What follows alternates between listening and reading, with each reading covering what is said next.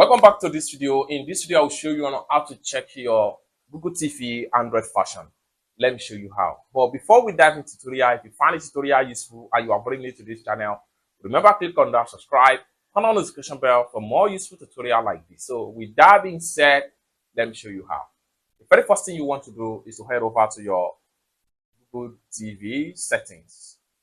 On getting to settings right here, what you need to do is to simply click on OK. That's going to take you right here. Next thing you need to do is to simply scroll down. Continue to scroll down until you get to system. Click on system. Then it's going to take you right here. Next thing you need to do is to simply scroll down. Continue to scroll down. The next thing you need to do is to navigate to system update. Under the system update right here, scroll down right here. Continue to scroll down. Then you have your Android TV OS version 11. So Android TV OS version security patch, which is 2024 September. Then you have everything about your Google Smart TV Android version right here. This TV right here is Android 11.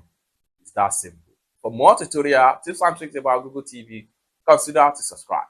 Thank you so much for watching, and I hope to see you in my next video. Bye for now.